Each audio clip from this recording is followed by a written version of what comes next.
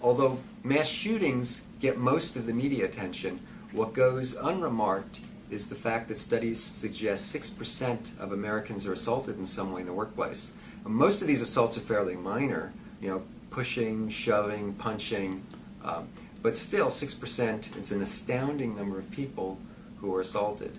If you consider not only physical assault, but psychological verbal assault, the numbers are more like 40%.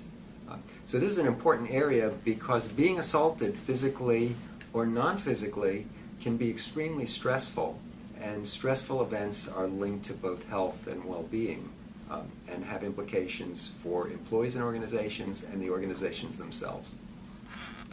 I've been interested in workplace violence for about 40 years, and recently we've started looking at nurses. The reason we're interested in nurses is because workplace violence is a reasonably frequent occurrence in the workplace, but for nurses it seems to be very common.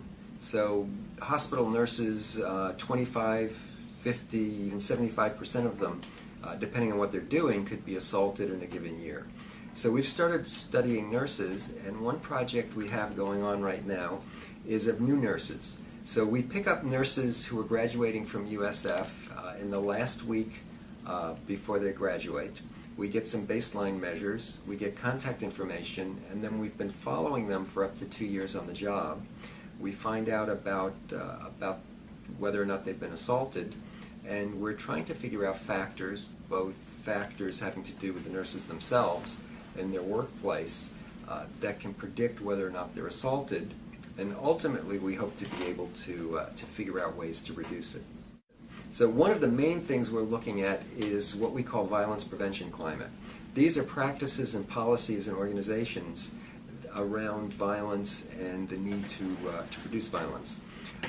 Our research so far is showing a clear link between this climate and violence, and so the ultimate step would be to figure out ways to improve the climate. So we're thinking about training supervisors, about advising organizations, mostly hospitals, about policies that they might introduce, and then if we can improve the climate, we're hoping it will reduce the violence.